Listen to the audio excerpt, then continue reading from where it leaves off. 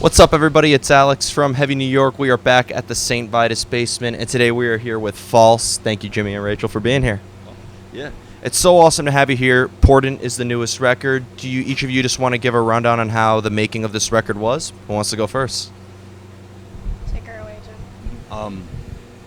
Well, we started writing the record after our 2015 record, Untitled, alongside a 7-inch that we were writing. It just kind of happened organically. So throughout the course of years, bringing riffs together, and it's not really like a what's the word I'm thinking of? Like conscious effort, like we were going for this specific sound. It's just whatever. That's how we write naturally. It's just we come together with organically, and yeah. Awesome.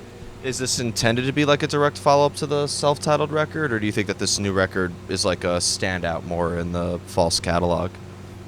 I think of everything that we've done as being its own particle, its own wrapped up piece, more or less. I feel like the context from which we're writing for every record's different. So like where we were coming from with Portent was vastly different than where we were coming from with Untitled, and kind of like becoming, everybody continually grows. Like there's never, I don't think it's like a process that ever ends. So people are constantly changing and evolving, and each record's gonna be a timestamp or for sure. Do you so it's fair to say that do you guys like start off with a preconceived idea in the songwriting process, or do things happen kind of like organically?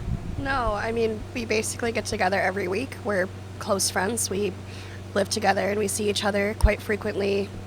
So everybody kind of just brings their natural piece to the table and we kind of meld it together. One thing I was curious about for you actually is, do you sometimes need to hear music in order to come up with like a lyrical subject matter, or do you have like a concept in mind, maybe that helps determine the outcome of the music? The subject matter that I write about is heavily driven in my own kind of internal world, and I don't structure my lyrics around a song structure. I basically write prose and fit it to the song as needed, though I'll hear a certain song and feel that it evokes a particular emotion that may fit better with certain lyrics or others, but I don't listen to their riffs and structure words around them by any means. That's very interesting. So in order for you to come up with like the instrumental section of the band, do you need to like follow a rhythm, or is there a overlying melody that you evolve the music around? Yeah, I mean, like everybody, because Nico and Kishel and Travis and Scorp and myself, we all like contribute equally, I feel, as far as songwriting goes, and we all have vastly different songwriting styles. So we all bring whatever we have written like on our own. Once in a while we'll like write something together like as a cohesive piece, but for most parts we bring together like what we've created on our own, and it's worked so far where it'll magically fit with a piece that somebody else has been writing, and so it's not really necessarily following like a certain like rhythm or structure. It's more everybody playing to their own strengths. Like I'm more of like a melody person. I've always loved melody, and like Scorpion's definitely more like contributes more chaotic stuff. He's got a huge ear for melody as well, but he's definitely stronger than I am when it comes to like more dissonant stuff. So yeah, everybody just playing their strengths and us coming together, and everything we bring to the table, it's a agreement where it's like the band has say over like altering it to fit a song, or if we feel improved by like changing a little bit, that's a given. Yeah. Every person has a voice and it's heard. And it seems like every person has like a different voice as well, right? So that allows you guys to try new things and maybe not be bound by like a certain formula in your music, right? Yeah, it definitely helps improve us all, I feel, is to be better songwriters, because each of us challenge each other to try different things we normally wouldn't be comfortable with. And like there's songs on like previous records where I've contributed a riff where I was like adamant about it staying the same, but everybody else is like, no, let's change it like this, and then I've come to love it that way, and it's definitely for the best. So yeah. Now, being that this record has 4 songs on it, each of them being between like 12 and like 15 minutes or so, what I was curious is there a reason why you only tend to stick with like 4 songs on it? Is it just 4 songs is enough, or? Try to record more than that at any given time. It becomes too much in the recording studio. It becomes cacophony. And also, it took us 4 years. What, 4 years to write this record? Do we need to wait another 6 months for another song? I don't know. That's my take on it, anyways. I think that's Our last on full length was definitely a learning experience in how like what works best for us and also like what we shouldn't do in the studio. And like Rachel was saying, recording an hour's worth of music over the course of like 4 days was really difficult, especially when you're trying to like get the best takes. And for Travis especially, like he's a machine, he's a monster when it comes to drums, but he's still human. Like he can't be playing like 6 hours straight of the blasts that he's doing. Like it's No, typically, Travis does have this remarkable ability to just bang it out. yeah. Like, he will play the entire album on his own and get it done, essentially. Did he get it done in one take, or? I don't, yeah, I There were don't a know. couple punches on the last record, but we tried our best to like do at least one straight take of drums because it feels more natural versus like punching in. So there were a couple parts where we had to like punch in, where it made more sense to like there was a little bit of breathing room, so he could punch in, he could like catch his breath. But yeah, for the most part, we tried to take most of what he used in a sitting. Yeah. I had recorded over the course of like a week or so in our basement in my house, and I just decided to scrap it one night, and I pretty much did it all in, yeah, one take.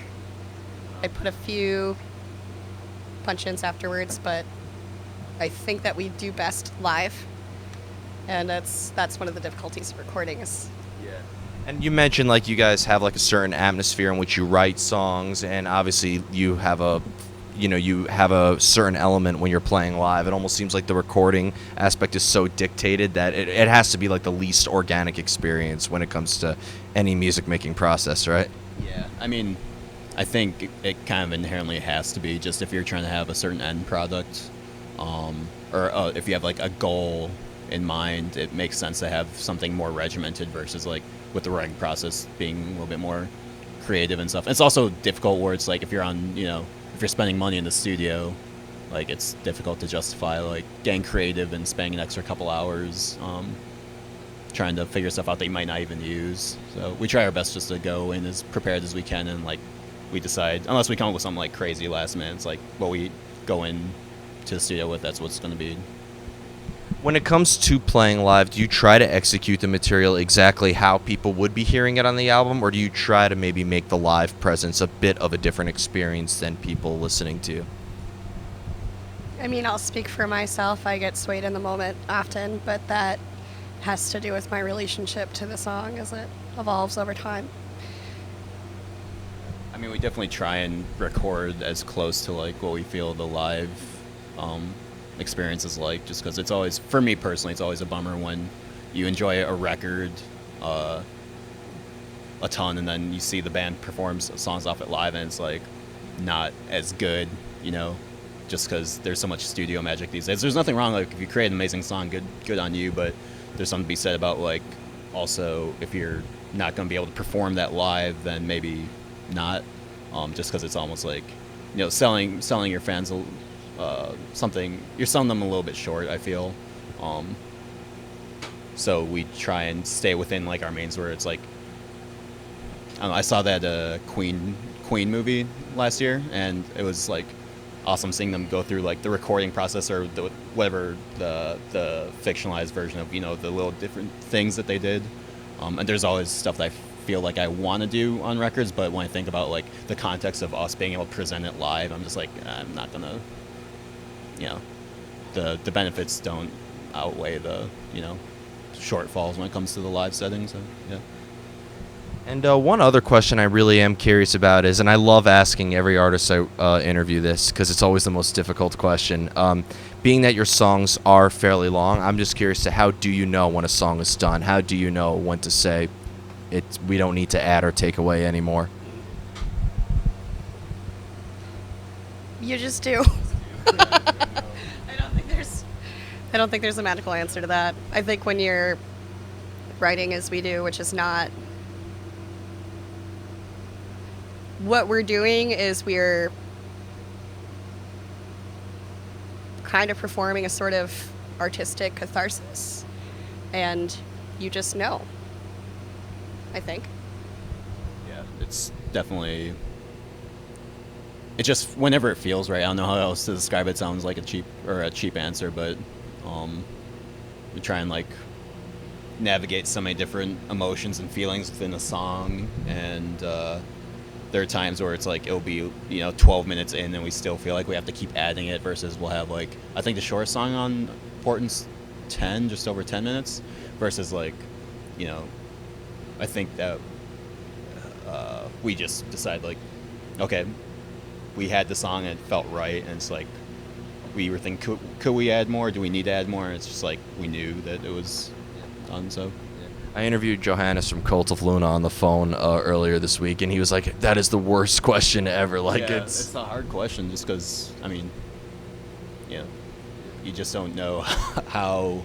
I mean, sometimes, I don't know how to answer that question. And the final question I wanted to ask you is coming from Michigan. I always like asking artists. Oh, Minnesota. I'm sorry, that was my mistake. But thank you. What I'm curious is, coming from Minnesota, was there like a scene that False sort of like cut their teeth in that you guys are very active in, or did you kind of want to go outside your hometown more in order to get the name out there? We have an awesome music community in Minneapolis. It's, I think, well known that many amazing artists have come from Minneapolis, from punk bands to, Prince. We all grew up going to house shows, DIY shows, basement shows, warehouses when we were quite young. We all started playing in bands together when we were quite young. We were really informed by the DIY punk community, and that's still our community. Yeah. That's awesome. Yeah, definitely the ethos of like the DIY community helped make the band feel a little bit more grounded. So like when we started playing together and like writing and touring, we were a bit more realistic than like about things than some metal bands maybe, or as far as like we just do what feels right, and we do it with a level head and try not to go into it with too much ego. And I feel that definitely helped us better, like especially for touring, like better road prepared, because I've seen bands like freak out over, in Minneapolis at least, I used to like work at venues and like bounce stuff, and I've seen bands freak out over like riders not being met, or small minutia details, and it's like our van will break down in the middle of nowhere, and we're just like, okay, it's life, we're just dealing with this. So having a more realistic approach and like doing things smarter, as opposed to a lot of bands try and make it. I don't know. It sounds weird, but like they go into it with these like kind of crazy lofty ideals, but they either don't want to like put the work into it, or they have some like crazy preconceived notion about like what you need to do to like get your music out there, and people think they have to like construct themselves in a certain way, versus it's always just been about what's natural for us and just being ourselves. Yeah. That's awesome. That's a good way of putting it. None of us ever went into this imagining fame. That was not the point.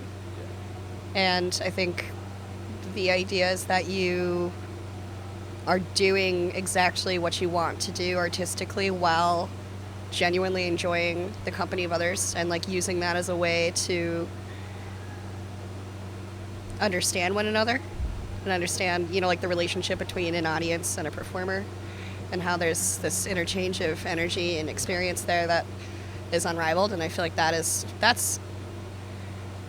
should be enough for anybody.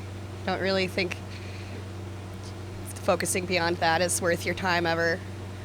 Focus on the moment and Yeah. why you do it. Well, that's me anyway. I'm speaking for myself. I'm sure if you were to ask each and every one of my bandmates, we would all have a very different perspective. But yeah, just have fun and be true to yourself. I think that's the best methodology, and I think that could apply for any musician of any genre. Yeah. So before we go, I'd like to thank you guys so much for your time today. Is there just anything else you would like to promote in terms of tours or music or anything else? When's this airing? By midnight. I mean, okay. Nothing we can say yet, but we appreciate all of you and everybody who's been so supportive of the record so far. Yeah. There's stuff coming, you just can't. Yeah. That's how it always is. Yeah. You'll hear about it when you hear about it. I'm actually really curious now to what that is. Everybody, we are here with False Pickup Portent. If you haven't already, this is Alex from Heavy New York, and we'll see you next time.